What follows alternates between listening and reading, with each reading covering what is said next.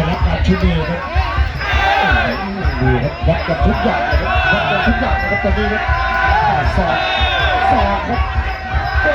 เอาจนได้ครับเอาจนได้ครับต้องเงินครับมาใหม่ครับโอ้ผู้ไทยเล่นในยุคลูกชายได้บ้างตาจำลองโดนตาจำลองโดนสอบเข้ามาแล้วครับตาจำลองเข้ามาแล้วครับตาจำลองแดงครับเป็นยังไงต่อยท้องต่อยท้องต่อยหน้าครับต่อยท้องต่อยท้องต่อยท้องโอ้โหมาใหม่ชุดใหญ่เอาอีกแล้วครับโอ้ฟ้าจำลองทิ้งขาชักอ่อนเลยครับโอ้โดนหักโดนเทครับโอ้มาใหม่นี่แกเล่นแขนสูงครับโอ้จ่ายยางครับต่อยท้องครับล็อกโอ้โหฟ้าจำลองครับโดนแผลนี่เข้าไปนี่ต้องพึ่งเชือกนะครับโดนแผลนี่เข้าไปต้องพึ่งเชือกนะครับฟ้าจำลองยกที่3นะครับเอาว่ากันต่อครับอยู่ที่กำลังนะครับแบบนี้ครับแต่ฟ้าจำลองเอาวางแข้งครับโอ้เตะข้างขาครับแต่ว่าโดนหักโดนเทครับมาใหม่จ่อครับไต่ท้องเอาเลยครับมาใหม่ฟ้าจำลองพยายามขืนครับพยายามตั้งแขนครับ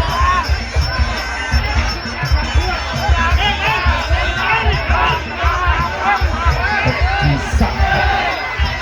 เอาอีกแล้วครับโอ้โหฟ้าจำลองลุกช้าครับโอ้เจอแผนนี้ครับตำรวจแล้วตำรวจเอกนี่นักสิทธิ์สิครับปฏิบัติบริพีครับโอ้โหเอาอีกแล้วครับโอ้โหลูกวิชาครับเขาบอกว่าเรื่องวิชาของกิ่งซางครับน้ำใหม่เอาอีกแล้วครับเอาอีกแล้วก็เที่ยวนี้ไม่ลงครับเที่ยวนี้ไม่ลงครับ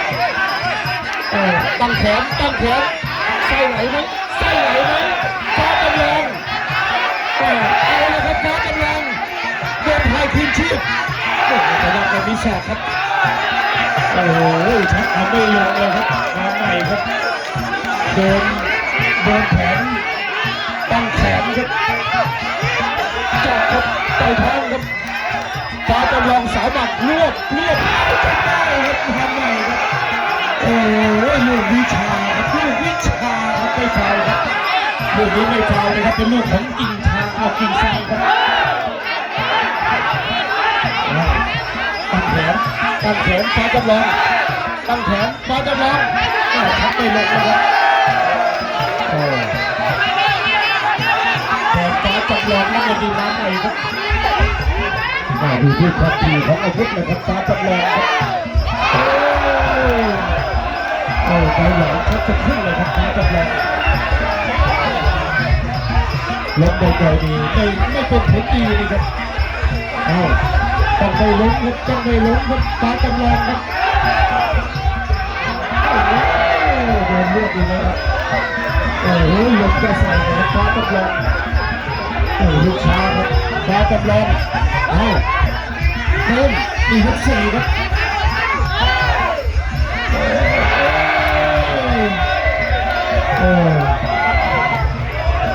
ดูฉีดดูไพ่เตรียมเลยด้วย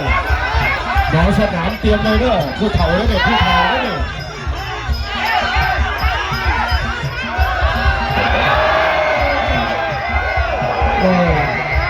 อีโต้พยายามฝ่าจะรอดได้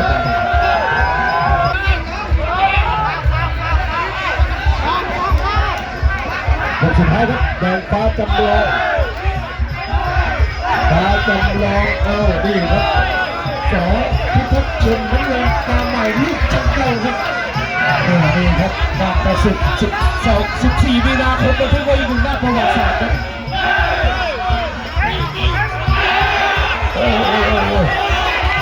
ตาจะท่อง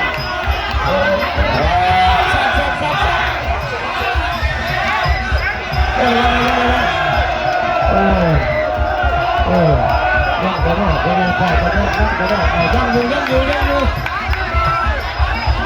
โมโหแล้วครับโมโหแล้วโมโหแล้วฟ้าจำลองแต่ยิ่งโมโหยิ่งโดนครับยิ่งโมโหยิ่งโดนครับฟ้าจำลองโอ้มาใหม่จะมีแผนครับจะมีแผนครับมีซ้ายแย่เอาล็อกอีกแล้วครับแต่กรรมการต้องเซฟนะครับหมดยกสุดท้ายเห็นบอลพยายสาใส่สวนเห็นบอลเอาอย่างเอาเลยดีนะเห็นบอลพยายสาแล้วยอด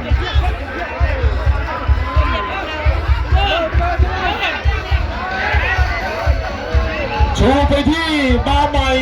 ลูกจังเก่านักเรียนทีมงานขึ้นมาถ่ายรูปทีมงานขึ้นมาถ่ายรูป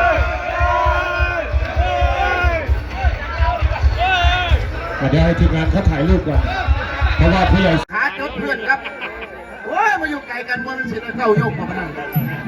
จ้างเป็นละกันกับไปเก็บมาพิจูหัวหน้าจ้างกับพวกเก็บครับเพราะว่าเห็นหน้าน้ำเงินแล้วไม่ต้องกลัวครับแถมไตอัดหัวนมครับน้ำเงินออกมาอยู่ครับการเนื้อเพราะเขาที่เขาตั้งแถมตัดไฟล่างกัดแขวยุ่มคนจะมาแขวบ่มีกัดกินสติ๊กเกี่ยวหัวกันยางเขามาหาทั้งไฟบ่ใส่พันยางนะครับแถมกัดแขวยุ่มก้นตีนจังอีกฝ่ายนึงน้ำเงินเครื่องส่วงมาสั่นแต่พอมันปรมาการก็อยู่ไหนก็จำเบาลงได้ลูกได้ครับก็ถามเลยว่านะครับเราว่าบุญบ้านเฮาเนี่ยมันบุญบ้านเฮาเนี่ยนี่ขอบคุณหลายๆนะครับที่ใจอายร่วมลุกขึ้นมาตามทางนี้ขันถึงราคาที่สบายใจครับพี่น้องได้เรียนหมดทุกคนแต่ว่าขันถึงหลังค่าเราไม่ลงแน่นอนอุ้ยสันติมานสุราเสือกว่าเอาเสือกทำว่าล่ำทำมวยครับแดงกดข้อมาสิยำครับท่านอย่าสับเยอะเติมกันกันลงไปกันได้แต่เอาคนลูกกันนักพ่อแย่งเราจะมาพันดูอยู่ไหนแน่ในการลงไปงั้นพักแถวยุ่งก้นแถวพันบ่บี้ครับไปหันไปกับพ่อแย่งแดงมาสิกันครับเป็นขาสั่นครับขาลูกไข่ครับซับไปที่ท้ายไข่ขาเกี่ยวว่าเป็นมูทางแหติดบ้างครับดูอยู่อิงติดกับการกัดแถวจุ้งไปกันครับมาการกัดจ้างแดงกัดจ้างน้ำมันแดงเอาลงไปเอาลงไปจับเชือกไปที่นี่กันก็มาการเชือกจับกันจับสองมือเลยแดงกอดข้อมากขาเกี่ยวไอ้ปลายลงไปลงทั้งใจแล้วใจดีครับทักเป็นพระเจ้าท่านนี่ลูกสารภาพครับเปิดโยกครับโอ้ปัจจัยหมดยังพอแกงก่อนระวังทั้งควรมายุ่งครับไฟแดงนี่ก็ธรรมดาครับระวังตัวผ่านไปนะยัดใส่มานี่ลูกเจ้าอะไรนั่นลงมาเป็นเกียร์ลูกบอลกลางสนามอย่าสั่นอย่าเติมระวังกระเจ้าพยิงทั้งปุ้งเป๋ว่าไม่เกียร์น้อยลงทับเรือมาดิลงได้ยกที่2 3ยกโม่ยังโม่ผลนะที่2อย่างที่มันมีฮะสั่งไปที่เนี่ยพี่ลูกพญาลูกมันไหลเลือกพี่ได้ไหมพี่ได้ไหมพี่สันติกับพี่มานสุรา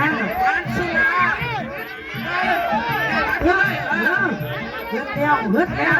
คุณหมอเตรียมนะยก2นะอาจารย์สุรศักดิ์ให้เราบอกว่าใจกันไปทั้ง2ฝั่งเลยคุณพาเอาพี่เรื่องช่วยหายใจบ่มึงเข้าหายใจอยู่ได้ซื้อหนาตัวนารักครับเป็นพันอยู่นี่ยก2รุ่นนี้วันที่11งานภาษีจะเริ่มหัวตะพานผมวางใจครับเพราะมันถึงลำบากทั้งกรรมการลำบากทั้งหมอนะครับแต่ลำบากผมเป็นผู้ขอทุกอย่างครับแล้วไปเขา3 0 0 รถถอยออกมาอย่างจะเห็นได้นะได้จากเร็วขนาดนี้แดงใจทำมันทำเพียบร้อยกว่าไปใส่บาตรไปวันปีครับเราคำนี้ครับแต่ประการยังไงแพ้เนี่ยเพราะว่าเราได้เปรียบผิวข้ามดำกลัวครับจังหวะในดอกฟ้าควันใจคน คนจน เออ มี